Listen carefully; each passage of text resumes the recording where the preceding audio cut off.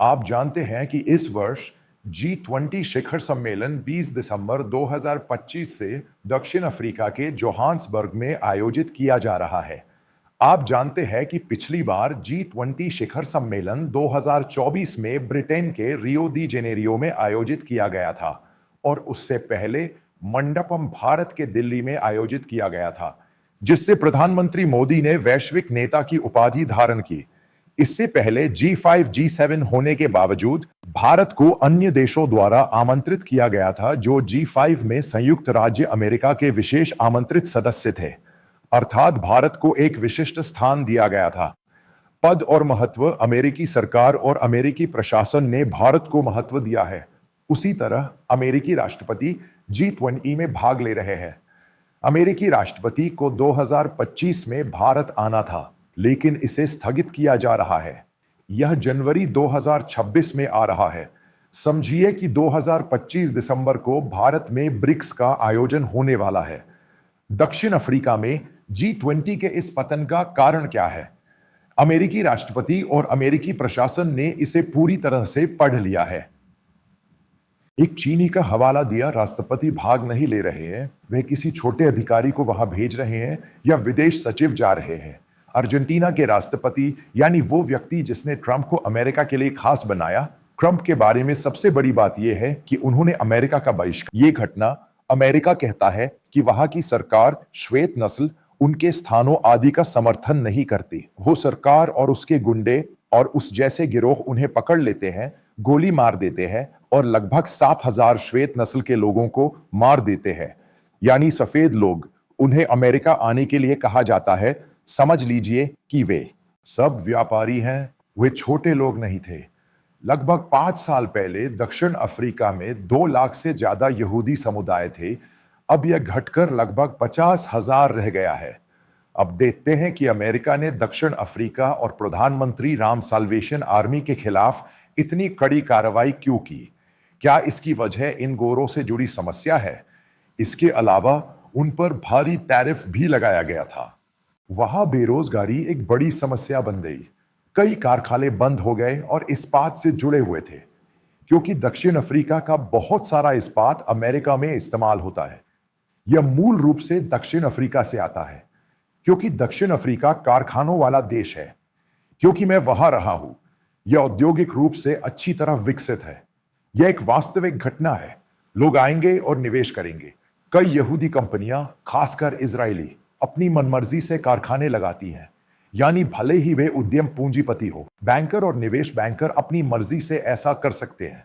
अब देखते हैं कि ट्रंप प्रशासन और अमेरिकी प्रशासन दक्षिण अफ्रीका का इतना कड़ा विरोध क्यों करते रहे हैं। इसकी सिर्फ एक ही वजह है। अंतर्राष्ट्रीय न्यायालय ने इजराइल के खिलाफ शिकायत दर्ज की है और कहा है कि यह नरसंहार है। वे इसी तरह लोगों को मार रहे हैं। वे निर्दोष नागरिकों पर बमबारी कर रहे हैं। वे लोगों को मार रहे हैं। वे शिकायत दर्ज कर रहे हैं और तर्क दे रहे हैं और इजरायली प्रधानमंत्री के खिलाफ गिरफ्तारी वारंट जारी कर रहे हैं। अगर दक्षिण अफ्रीका ने इसके पीछे यही भूमिका निभाई है तो यह महत्वपूर्ण बात है। इसके समय अमेरिकी प्रशासन यानी दक्षिण अफ्रीकी समाचार पत्र और अमेरिकी समाचार पत्र आदि ने आकर इसकी रिपोर्ट की थी। अमेरिकी प्रशासन, राजनयिकों और दक्षिण अफ्रीकी सरकार के रूप में इस शिकायत को वापस लेने के लिए कई बार बात की थी। ऐसी घटना वहां न होने दें। इजराइल वैश्विक स्तर पर अलग थलग पड़ जाएगा। इसी तरह एक बार गिरफ्तारी वारंट जारी होने के बाद ICJ से जुड़े कई देश, जिनमें कनाडा और ब्रिटेन भी शामिल है, सभी ICJ के सदस्य हैं। इसी तरह वारंट उस देश में भी पहुंचने की संभावना है। हम जानते हैं कि बेंजामिन पिछली बार ब्रिटेन या कनाडा को छुए बिना खुद अमेरिकी राष्ट्रपति से मिलने गए थे। इसीलिए जब हम इन सब बातों को ध्यान में रखते हैं तो एक बात समझने लायक है कि चाहे कितने भी G20, संयुक्त राष्ट्र या कोई भी वैश्विक मंच क्यों ना हो, अगर अमेरिका पीछे हटता है तो यह पूरी तरह से ध्वस्त हो जाएगा। यही बात है। मैं इस संहिता की बात कर रहा हूं। बाकी जापान और ऑस्ट्रेलिया ऐसे देश हैं जो सिर्फ अमेरिका की सुनते हैं। यूरोपीय देश और कई देश सिर्फ अमेरिका की सुनते हैं। यह अमेरिका इतना शक्तिशाली है। हमें इसे छोटे स्तर पर देखने की भी जरूरत नहीं है। इसीलिए कहा गया कि यह G20 एक बड़ा आयोजन है। फिर जो देश G20 का हिस्सा है उन्हें भी वे आमंत्रित करते हैं। इसके अंतर्गत कई अन्य देशों को भी समझा जाना चाहिए। बहिष्कार और इसके नाम पर क्या मुद्दा है? यह एक अलग मुद्दा है जो बाहर से दिखाया जाता है, लेकिन अंदर एक अलग मुद्दा है। इसके लिए रामफोसा वहां गए और अमेरिका जाकर माफी मांगी, लेकिन ट्रंप प्रशासन उनकी माफी तक स्वीकार नहीं करता। वह कह रहा है कि हमें उनके खिलाफ कार्रवाई के साथ आगे बढ़ना चाहिए। यही उस देश की खासियत है। तो भारत का उस देश के साथ रिश्ता था, जैसा कि मैंने पहले कई वीडियो में कहा है। यहां तक कि अमेरिका के साथ प्रधानमंत्री मोदी के उसके साथ रिश्ते में भी एक समस्या थी। उसके बाद वैश्विक स्तर पर भारत की छवि, यानी यूरोपीय देश और कई एशियाई अर्थव्यवस्थाएं, यानी आप इन अरब देशों को ही देख लीजिए, भारत के खिलाफ हो गई। क्योंकि अमेरिका चीन के पीछे पड़ गया था, इसलिए चीन को अलग थलग करने के लिए अमेरिका भारत के साथ था। लेकिन उस एक मुद्दे में ऑपरेशन सिंदूर के बाद जो कूटनीतिक पतन हुआ, यानी मैं दोहराता हूं, ऑपरेशन सिंदूर एक भारतीय राजनीतिक सफलता है। उसकी वजह से एक बड़ा कूटनीतिक पतन हुआ और फिर ये सारी समस्याएं आई, अतिरिक्त शुल्क, निराशावादी शुल्क और फिर रूसी मशरूम से जुड़ी सारी घटनाएं। एक बात है जिसे आपको समझने की जरूरत है। अगर ट्रंप और मोदी के रिश्ते अच्छे होते तो इस तरह का कोई निराशावादी टैरिफ या पारस्परिक टैरिफ 24 आदि नहीं होता। ये घटनाएं नहीं होती क्योंकि भारत हमेशा चाहता था कि अमेरिका इसी रास्ते पर चले। लेकिन विश्वास की कमी से ही ये सारी समस्याएं शुरू होती है और फिर भारत के खिलाफ तरह तरह के बयान दिए जाते हैं। सभी वैश्विक मंचों पर भारत के खिलाफ बयान दिए जाते हैं।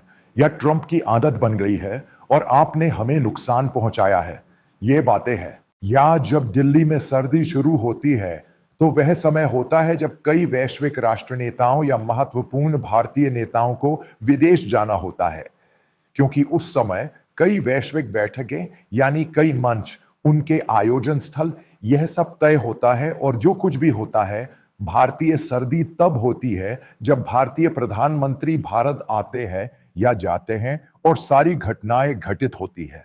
तो यह एक घटना के बारे में है जो घटी। मैंने कहा कि सिर्फ इजराइल और अमेरिका के साथ अपने संबंधों के कारण दक्षिण अफ्रीका को इतनी सजा कैसे मिली। यहां तक कि G20 भी ध्वस्त हो गया और उसे उन हाथों में दे दिया जिन्होंने उसे नष्ट किया था। यही अमेरिकी रणनीति है, यानी एक ऐसी घटना है जिसे समझना जरूरी है।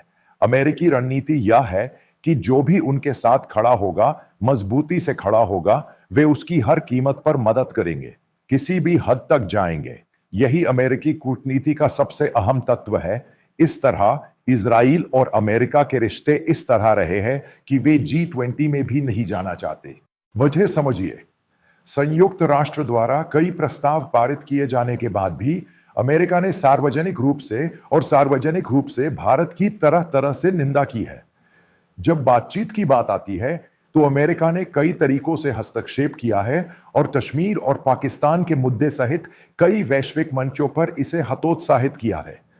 लेकिन आज उनके पास एक फायदा है, वह ये कि हम अप्रत्याशित हैं। ऐसा ही है। मैं अंत में एक बात कहूंगा, चीन को इस क्षेत्र में इतना महत्व मिलने का कारण यह है कि हम कूटनीति के इस स्तर को हासिल करने में सक्षम रहे हैं और पाकिस्तान इन 5 महीनों में आगे बढ़ा है, एक सफलता की तलाश करने और आगे आने में सक्षम रहे हैं। अरब देश वित्तीय सहायता, यानी पेट्रोल और अन्य वित्तीय सहायता प्रदान करके कच्चे तेल के लिए क्रेडिट लाइन का विस्तार करके पाकिस्तान के करीब है, और जिस कारण से अन्य यूरोपीय देश पाकिस्तान और वसीम मुनीर को मेहमान के रूप में ला रहे हैं, वह हमारी कूटनीतिक विफलता के कारण है।